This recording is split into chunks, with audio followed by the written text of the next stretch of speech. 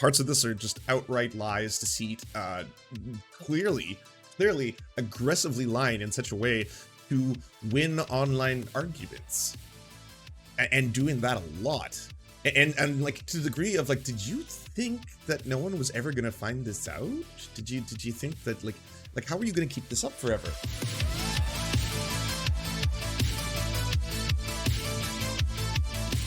Over the weekend, obviously, there's a lot of scary stories, a lot of wild stuff going on. And yes, sorry, while this is not directly related to LGBTQ plus and pride, just the very idea of someone this famous, you know, one of the most popular liberal podcasts. And hey, full disclosure, when I used to be just a podcaster, one of the first people, and it's not this individual, by the way, it's one of the other members. I believe they had originally 3, and then the one that we ended up being able to talk to didn't stay on the show. But she was explaining to me, like, and I was just so curious how like the hardcore liberalism is basically packaged in someone who used to be like, she was telling me stories about being like a Bernie Sanders supporter, wanting to be part of Occupy Wall Street and all this kind of stuff. And so I was like, oh, so y'all are just like maybe a little more liberal in your show and your program, but you might be a little closer to lefties. And then very shortly I recognized, no fucking way. You're all massive hypocrites. She's taking in like huge amounts of money for like PPP loans, and then doing these like diatribes and posts about how like, oh, you know, we shouldn't expect just to get handouts in life and all that kind of take. And you're like, what a fucking shit take. Molly She Wrote sucks. It's an entire podcast based on, yes, the Mueller report, and that, I'm sorry that it didn't turn out to be entirely credibly true in every regard, and there wasn't an eventual takedown of Donald Trump, the president of the United States. This is reality, so we have to live in that world once we know and we have the evidence to talk about it. But you had to keep your name, I guess, just because like you're just such an institution of liberalism. The Mueller She Wrote expose, a wild chaotic ride through Allison Gill's narrative world where literal is what it seems. Stay to the very end if you want to hit your jaw on the floor. Number 1, in her own words, Allison Gill is a patriot. I'm not a hero, just a patriot. What have you done for our country? And a veteran. I'm an expert pistol, expert rifle, disabled American fucking veteran. You go learn something. He served in the Navy. I'm a Navy veteran, asshole. Protecting us? As a disabled veteran with PTSD from protecting your stupid ass, I have a couple of mental health professionals I see. What's your excuse? In the first Gulf War, National Defense Medal, anything? Where she would be seriously injured. I was talking about your dad. I'm 45. And yes, my dad is a veteran, and is my grandpa, and I am a disabled veteran from the first Gulf War. Are you a veteran? Because you sure seem to be speaking on our behalfs. So doesn't want other people. And by the way, I'm just going to pause here for 1 second. I've said this before, like there are levels and degrees of people who just lie so compulsively, like George Santos, for example, that I genuinely can't wrap my head around it, because I would feel too guilty. Like I would feel like it just makes me nervous. It makes me nervous to lie, and then to lie to lots of people. Like, I'm not saying I haven't lied. Everyone's lied. We're all human. But I'm just saying, as a person, if I was to describe what the feeling is like it's just like I worry about the lie. If I was like, for example, if my mother was an Indigenous, if I didn't have an Indigenous card, and I've said that a lot. I've said that a lot online. I have replied to people who have been like, fucking, you know, I hate Native people, blah, blah, blah, with being like, yeah, well, guess what? As a white Native, I'm proud of who I am, and I'm tired of fucking being ashamed of that part of my life. I was ashamed of that part of my life. I did hide that part of my life. I did lie in the past about being Indigenous, and that was to feel safe. And so it was one of those things where it was terrible.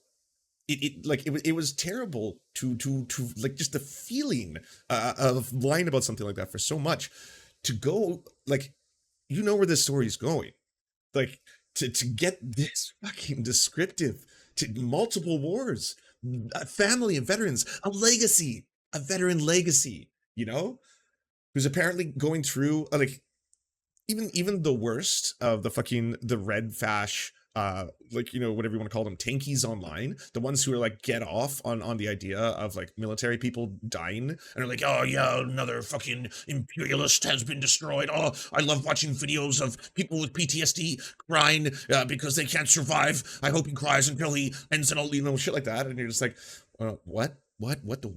No. Veterans, there's a lot of different ways you could be a veteran. Veterans, for example, they can be non-combative. Yes, you could be a veteran who is working in different capacities. And yes, you could make an argument that at one point or another, they were contributing to the American imperial project of the United States. And yes, if they do not, in many ways, do restitution, restorative justice for that, then yes, there is no place trying to speak about whether or not these people are good people anymore, right? Or bad people anymore.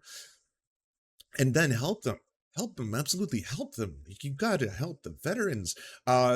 So many veterans are leftists because they saw what happened firsthand. They went through the machine. A lot of veterans became veterans for a variety of reasons that do not involve wanting to murder and just murder poor people in other countries. They have to do it as part of being in the military. That's what the military calls on you to do, but that's not every single veteran.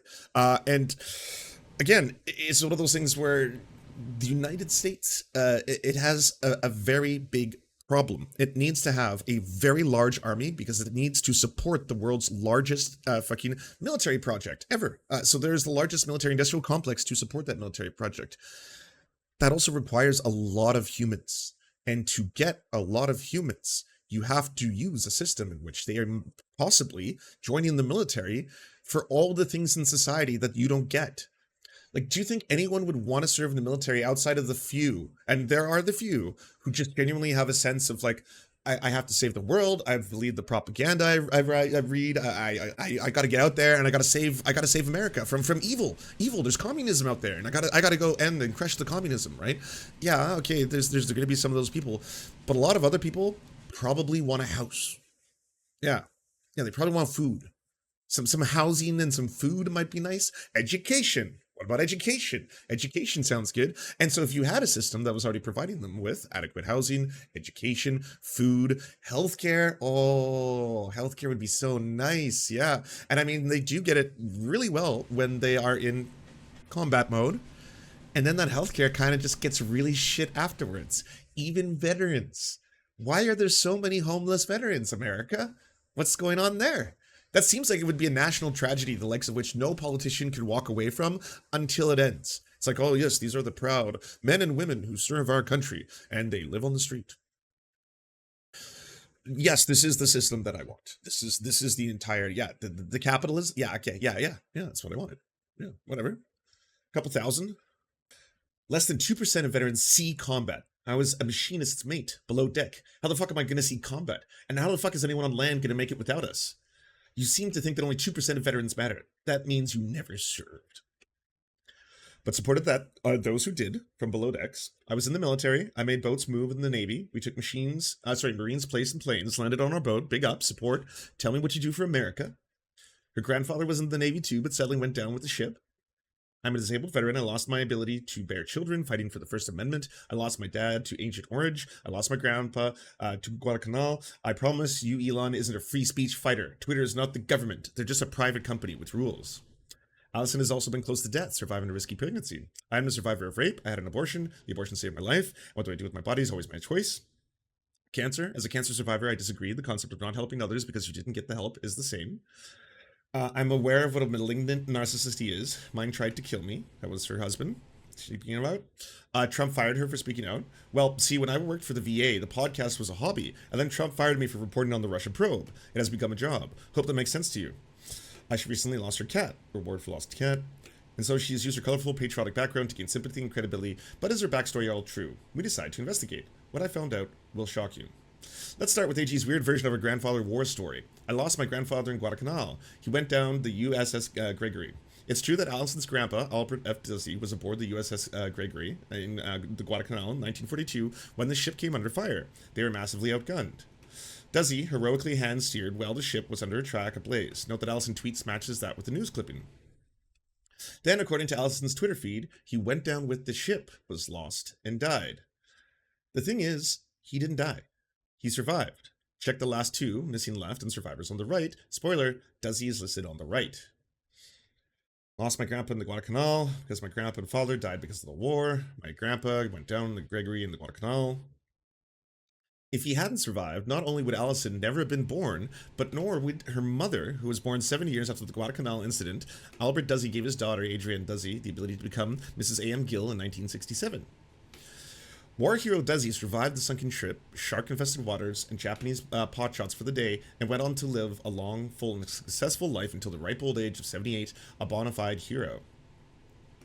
In this letter extraction from AG's mum, we learned that the last picture with his granddaughter, Allison Gill, was in the Navy blue uniform in 1995. I sat with the last picture I took with him. He was next to my Navy daughter. So why doesn't she talk up the heroic survival story, choosing to kill him off instead for her own sake of victimhood? Your guess is as good as mine, but it's part of a disturbing pattern. So let's see AG's own naval career. Strap yourselves in. Allison Gill was claimed that she was in a Navy nuke for the first Gulf War. The claim she made repeatedly and makes is an astonishing one because it's completely untrue. I joined during the first Gulf War, Navy, Nuke MM. Allison Gill, born 1974, was a 16-year-old high school student when the first Gulf War started in August 1990. She was still there when the war ended in early 1991, and she wouldn't graduate until a year and a half after the end of the war. It wasn't until February 1995, 4 years after the end of the Gulf War, age 21, that Allison Gill started boot camp. I went with my great mistakes February 5th, started at school in August 1995, spent a few months in TPU in Chicago. So where does the first wild Gulf claim come from? Well, we did find out on the basis of those claims in a recent ratings evaluation document from the VA. As you can see, Allison Gill is technically classified as a veteran of the Gulf War era. So what does that mean? Well, it's all explained nice and clearly in this tweak. The VA classifies me as a Gulf War era veteran, even though the Gulf War ended before I enlisted. Anybody that served from the Gulf War to present is classified as a Gulf War era veteran by the VA, though. It still makes me giggle. This can cause confusion, to many to say the least. I'm 27 and I was in Afghanistan from 2018 to 2019, and my VA letter classified me as a Gulf War era veteran. There is stolen valor precedent for this too, right, Senator Graham? He was a Gulf War era veteran who hid the era part. But Allison also goes a step further by bringing Operation Desert Storm into the mix. I mean, it took until about 35, like the 35th tweet, before I was like, yeah, maybe this isn't as bad as it's all been made out to be, because I haven't seen the full list. I've seen the memes. And now once I'm here, I'm like, ooh, oh yeah, we're not even done yet. We're not even done. Clearly suggesting that action during the first Gulf War was the cause of her disability. I'm a woman and a Desert Storm disabled veteran. Lost my dad to Agent Orange. Grandpa went down on the Gregory in Guadalcanal in World War II. His brother was shot down over Germany. You can say a lot of things about me, but I'm not virtue signaling. This is Allison's personal progression from the Gulf War era veteran to Desert Storm veteran, Gulf War era veteran, first Gulf War veteran, Desert Storm disabled. So what of her military career? What do we know? It sure sounds intense. Me too, I'm fucking 100% disabled veteran. I sacrificed nearly everything for the fucking democracy. Allison Gill studied to be a machinist's mate in the Navy nuclear school, completing just 3 months of basic military training, but didn't finish the study program, despite claiming to have graduated with a perfect score. She dropped out after 9 months with foot complications after rejecting the opportunity of free surgery. So according to our research, she never really was a nuclear reactor expert, as she essentially only studied for a few months on theory and never actually started practical hands-on components of the course. She wasn't ever technically a naval nuclear engineer either, despite having a higher IQ than Stephen Hawking and Albert Einstein. 168 IQ, naval nuclear engineer, doctor of public health. Who the fuck are you today? Nor was she ever a straight-up nuclear reactor operator. As the disabled veteran, career serving, those who are in the offer, comedian, taxpayer, voter, former nuclear reactor operator. Nor a nuclear reactor mechanic. Tell me something about yourself that sounds like a lie that's actually true. I was a nuclear reactor mechanic. Nor was she ever likely deployed on a boat. Never said I was in combat. I was in the Navy on a boat. Maybe see your boot camp photo. So is this stolen valor? Valor-ish? It's certainly shocking. Let's take a look how she uses Trumpian narratives to grift and or play the victim. Standing with his perfect donation bait nugget, Trump fired me for speaking truth to power. Now Trump has fired me from my job for the government, speaking truth to power. I'm no longer bound by the Hatch Act, and if you'd like to, can you please donate? And this little doozy, I lost my career to bring in the news. The mad idea she spins is that Trump both personally investigated her podcast and then removed her from her job. Trump investigated my podcast and removed me from the government job. When Trump fired me for reporting on the Russian probe, it had to become a job. This is, of course, not true, and it's in fact covering for a spectacular deception on Gill's part. To understand the whole story, you need to be aware of three things. Allison Gill started a successful podcast in 2017. She classified as a disabled VA based on the PTSD and 3 months that she worked for the VA. The problem started when fully employed at the VA, she went on tour doing 12 sold-out shows in 2019. Note, she was still anonymous at the stage. Check the promo pic, the middle one of the 3, AG. Jaleesa Johnson was the one that I interviewed way back in the day. And I don't know if Jaleesa's still part of the show. I think it suddenly became the two of them. But here she was clearly hiding her identity. In order to be able to attend the live shows, she asked for sick leave from her job, claiming that the government had been successfully working in for over a decade with exacerbating her PTSD. While she would explain later, standing up for a live audience, which was kind of a magical tonic for her 100% severe PTSD, disability, and anxiety disorder. 55B, to be clear, decade-long office job, PTSD adverse, live show, PTSD and anxiety friendly. So it was precisely the PTSD conundrum for which Patrick Grady, not Donald Trump, her then supervisor, investigated her. After the investigation concluded, she wasn't actually fired, but offered a relocation, which she voluntarily rejected. She then spun this in ways. 1, to get to the case of the employee discrimination, hence she claimed to have been fired for having PTSD, for which she had an EO complaint. Can you believe that? Jaw drop. So then, a Mick Mulvaney conspiracy yarn. Mick Mulvaney was the architect of firing government employees for moving their jobs across the country, including mine. We're only at 59. Or perhaps it was simply because she was a Democrat. Seriously, let you decide. Now, moving on, is there evidence of the grift? Well, let's look at an example. Let's start with the healthy financial situation MSW was in pre-pandemic in Jan 2020, before looking at the grifty example. In 2019, her show beat the best some impressive candidates to win a Webby. Not bad at all for a show that she was bootstrapping from her kitchen, and we did it with zero money from my kitchen table. The financials that year were pretty eye-popping too, posting almost $500,000 profit from solid ad revenue. Holy fuck, $500,000?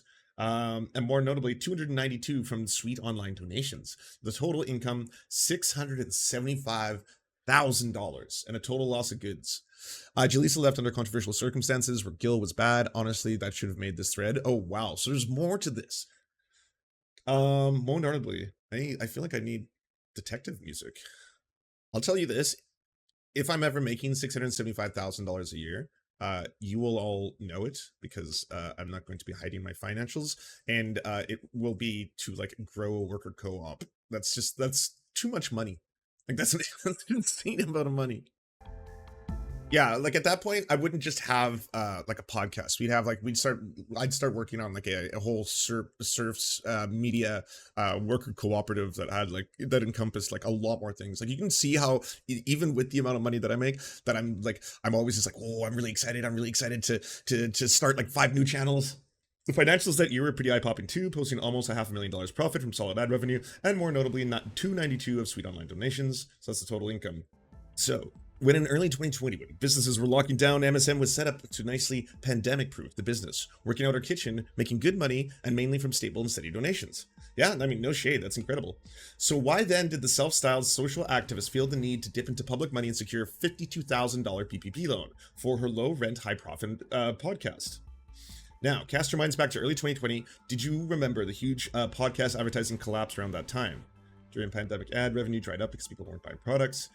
No, nor do we, but Allison insists that her ad revenue tanked, and that so she can no longer afford to pay her employees. Our ad revenue tanked, so we can no longer pay our employees. We got the loan. She then went on to claim that her sponsors were largely selling product, they were hampered by supply chain issues, and therefore pulling their advertising. The truth is, MSW Media has a wide range of sponsors, from Audible to Zebra Insurance, one per show, right through the pandemic. Check our sponsors from March when the PPP loans were announced, saying the MSN loan was approved. Do you see any tanking? And as listeners grew, why would they be paying less per spot? So grifty or smart? Again, I will let you decide. Now, to finish off the thread, I'll leave you with 2 simply jaw-dropping stories. Stay for the very end, trust me. First off, Allison Gill's absolutely stunning rape joke opinion. Ready? Let's provide some context for this one. Back in 2012, while they were performing a set on stage in LA, controversial comedian Daniel Tosh made a statement about rape jokes. How can a rape joke not be funny? Rape is hilarious, he said. A girl in the audience attending the comedy show shouted a response, "Rape jokes are never funny." Tosh paused briefly and responded, "Wouldn't it be funny if the girl got raped by like 5 guys right now? Like right now, what if a bunch of guys just raped her?" The girl and her friend, is this why he's not a thing anymore? Like this dude used to be on the top of the world. He just like out of nowhere was just like, boom, oh, Daniel Tosh is on like all the fucking, he's got his own cartoon, he's got his fucking TV show, he's doing a comedy like circuit, he's fucking crushing it. And now like I barely hear about this dude. Tosh paused briefly, but well, sorry. The girl and her friend, feeling threatened by his horrendous attempt at a clapback, immediately left afraid and upset. Allison Gill, an ex-stand-up comic herself, wrote a spectacularly misguided opinion piece about this and posted it to her website on her blog. It was up there for years. First, she questions when the girl claimed about not knowing who Tosh was. The end, she started getting personal and incredibly nasty. She continued in a free speech absolutist manner and opined that the clumsy rape threat Tosh made was hilarious. She then confessed to having rape jokes of her own and using the N-word. She then bragged about how a song she wrote about an uncomfortable image of an underage girl. This is how Allison Gill, a rape victim advocate, military sexual trauma victim, and social activist, decided to finish up her opinion. It's hard to believe, but she prepared this opinion just 1 month after the movie Invisible War that she starred in about sexual assault in the military was released. Finally, in the comments of the article, Gill used shockingly hateful language to describe the young girl attending her first ever comedy show. Fact notwithstanding, of course, the girl has the right to open her cunty mouth as an audience member at a comedy show. But much like holding a flag, oh, well, I almost dropped an F slur, F-slur sign at a funeral. It's inappropriate. Yeah, okay. When confronted with this opinion on Twitter, Gill swiftly denied it and said, denied it was her that wrote the piece. Oh, she doubled down. Yeah, I have no idea what you're talking about. Triple down. Yeah, still isn't me. Not me. Your guess is as good as mine. Perhaps it's the one of people who lied and said that I was the meth dealer. Then, sensing she was losing the battle, she snapped into action. She deleted the tweets, deleted her entire website, and got a website scrubbed out the internet archives. Her opinion forever lives on in the published interview, just in nicer language. Allison Gill, I would fully support any comedian that wants to tell a funny joke about any subject. I even have a rape joke, really good one too. Tosh wasn't talking about rape just for the shock value. He actually has well thought out humor behind his jokes. If you don't like what a comedian says on a particular subject, then deem it unfunny and move on to the next joke. I don't think, though, and this would be in very poor taste, that any of this would downplay or discount her being a rape survivor. Like you can't take that aspect away from her unless you have like hard evidence. Now the last story should come with a content warning. It's really extraordinary. Content warning involves around one insane example of narrative skewing and victim playing involving the husband she claims without evidence tried to murder her twice. I'm a multiple sexual assault survivor and recently a DV where I was almost murdered twice, so yeah, I push back hard on Twitter gangs. It then starts with a Twitter user shared, ooh, is this gonna be, okay, let me just take off the photos. Don't worry, I'm gonna keep reading, I got you. We have to get to the bottom of this. I'll turn it back on when it's not on there. I'll let the tweet stand for itself. What is this? She's suggesting her husband is an axe murderer. You're showing a letter from a man who did this to me. And they are very gruesome scars. That's clearly what her followers thought. She didn't add any more information. She left the tweet up there, and as of today, it's still alive. We smelt a rat. There were too many unanswered questions. Something had to be wrong. Well, we found out what was wrong. It turns out she'd left out some pretty important information. The injuries are from a car accident. Oh my god. To be clear, an accident, not in any way, shape, or form attempted murder. Oh my god, I was in an accident with 400 stitches in my head. I know what it's like. I'm so glad you're here doing what you're doing today. Coming up on the anniversary of when I was almost killed in a car accident, thinking about how the person that fault made me, and they weren't. Hug your loved ones if you're able to. Oh my god. Oh my god. This gets bad. it's already pretty bad. An accident happened 7 years ago while Allison and Todd were still dating. To be clear, she got married with Todd around 7 months after he tried to kill her and himself in a car accident. Here she is, very happy, pictured with Todd 5 to 6 months prior to the wedding day. Note the scar on the eye, clearly visible back then, 7 years ago. We believe Todd might have been drunk when they crashed. Is that why she blames him? Maybe they should have taken an Uber. The story of her and Todd is dark, and I prefer to leave it there. The disturbing letter is out there if you want to look for it. There's much more to the story, but there's no way to tell it. So thank Allison for her service, and don't tell jokes that offend her. Hi, Tom and Nicole Wallace. Could you not tell a joke about PTSD? Thanks. If you need a joke writer, let us know. Late breaking addition to the thread, this tweet was posted 21 days after having her 52,000 follower PPP loan approved. Just putting it out there in the universe, I'm going to need one of these for when my pool is finished next month. The podcast address is on the Mueller She Wrote's website. Wow. That's just so much stuff. Call for a disabled veteran, 168 IQ. Please subscribe. I've seen some things, man. Seen some stuff as a disabled veteran with PTSD. She could have PTSD. There's no way for me to ever take that away. She could suffer from PTSD as well. And she may have been sexually assaulted by someone else. And she also clearly used what appears to be a car injury to say that her husband, because when you look at the photos, like, yeah, it looks like very large photos that would not be explained unless he was trying to like murder her with an axe or something. It looks a lot more like a car injury than it does what you typically see when people are in domestic abuse and domestic relationships. But again, all that could be true. That could all be true. Parts of this are just outright lies, deceit, clearly aggressively lying in such a way to win online arguments, and doing that a lot. And like to the degree of like, did you think that no one was ever gonna find this out? Did you think that like how are you gonna keep this up forever? I mean, the PPP loan was the first one I knew that they had done, and that one was like, that just seemed kind of shameless, you know. It was just kind of like the fact that she was talking shit about it, because there is a lot of fucking podcasters and YouTubers, blah, blah, blah, who do not make enough money to get through really hard times. And it's like, what do you think the people who have disabilities who are streaming on Twitch and have like 10 viewers are making? Like, they're just working till they get affiliate. And so when they get affiliate, then at that point it's going to be like, okay, well, yeah, now you're doing a little bit better, right? But, yeah. I did say PP. But yeah, that is absolutely shameless. Do you enjoy the Serfs but prefer not to have to use your eyeballs? Many are saying this. Well, we've got the solution for you. It's the Serf Times in podcast form, available on most major podcasting networks now. If you enjoy it, please consider leaving a good review and feedback, because it really helps the show out, apparently, and it's free, just like the podcast. Thank you kindly to our Lord and Saviors Peyton L. Just and Xander Corvus. Without you, we are nothing. And now, a shout out to our Knights of the Square Table. Amazing Flesh, Anna Loves Riley, Adrian McCarthy, DM Rivera, Doug Cady, Everything Important, Hegbard Celine, Izzy Solidarity, La Media Panza, Matthew Scarborough, Multimondi, Nettle, Omni, Peanut Butter Blonde, Political Papi, Quiet 185, Rachel K, Riley and Anna, Roller Dragon, Kubi, Cernicus, Spinach Monster, Stellar Vision, Sebastian Dimmel, Thomas, Trevbot EXE, Lucidry, Words Greenwood, Cheryl Alvarez, Tony Perkins, Thomas, O'Pecker, Travis McClinton, and Victoria Bell. Thank you so much. And a huge shout out to all the other people who make this entire show possible. Without you, it would not exist. If you can support us, please go to patreon.com/theserfs, and even $1 can help unlock all of the little goodies and help make this show entirely possible.